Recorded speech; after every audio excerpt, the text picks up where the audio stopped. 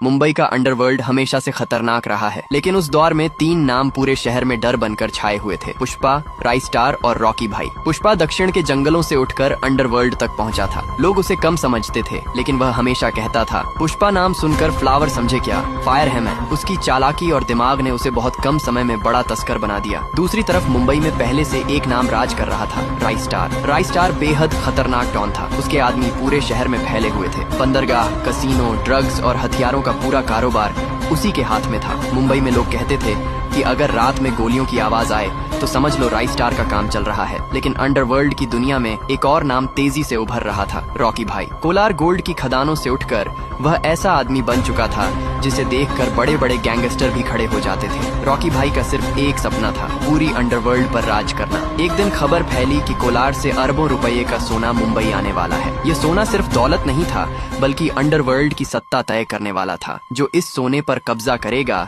वही पूरे अंडरवर्ल्ड का असली बादशाह बनेगा। सोने की खेप मुंबई के पुराने बंदरगाह पर पहुंचने वाली थी। रात के अंधेरे में वहां तीनों अपने अपने गैंग के साथ पहुंच गए। सबसे पहले राइस्टार बोला, मुंबई में बिना मेरी इजाजत कोई कारोबार नहीं करता, ये सोना मेरा है। पुष्पा मुस्कुराया और बोला, झुकने का नहीं। तभी धुएं के बीच से भारी कदमों की आवाज आई। सभी की नजरें उस तरफ घूम गई। अंधेरे से एक आदमी बाहर आया, रॉकी भाई। उसने सिगरेट जलाते हुए कहा, अंडरवर्ल्ड में 3 लोग राज नहीं करते, यहाँ सिर्फ एक बादशाह होता है। इतना कहते ही गोलियां चलने लगी। पूरा बंदरगाह युद्ध का मैदान बन गया। कुछ ही देर में चारों तरफ लाशें बिखर गईं। सुबह जब सूरज निकला तो बंदरगाह पर सन्नाटा था। सोने की पूरी खेप गायब थी और शहर में सिर्फ एक नाम गूंज रहा था, रॉकी भाई। लेकिन दूर खड़ा पुष्पा हल्का सा मुस्कुरा रहा था, क्योंकि उसे पता था कि असली खेल अभी बाकी है। बंदरगाह की उस रात के बाद पूरे अंडरवर्ल्ड में सिर्फ एक नाम गूंज रहा था, रॉकी भाई। लेकिन कहानी यहीं खत्म नहीं हुई। कुछ दिनों बाद खबर आई कि शहर में फिर से सोने की एक बड़ी खेप आने वाली है। इस बार पुष्पा पहले से तैयार था। वह अपने आदमियों से बोला, पुष्पा कभी हारता नहीं, खेल बदल देता है। उधर राइस्टार भी जिंदा था और बदला लेने की आग में जल रहा था। उसने अपने गैंग से कहा, इस बार कोई नहीं बचेगा। रात होते ही तीनों फिर एक ही जगह पहुंच गए। रॉकी भाई ने मुस्कुराते हुए कहा, लगता है तुम दोनों फिर से हारने आए हो। पुष्पा हंसकर बोला, झुकने का नहीं। और तभी अचानक चारों तरफ गोलियों की आवाज गूंजने लगी। लेकिन इस बार अंडरवर्ल्ड की सबसे बड़ी जंग शुरू होने वाली थी। आगे क्या होगा? क्या पुष्पा और रॉकी भाई साथ मिलकर अंडरवर्ल्ड पर राज करेंगे, या फिर उनके बीच ही सबसे बड़ी जंग होगी?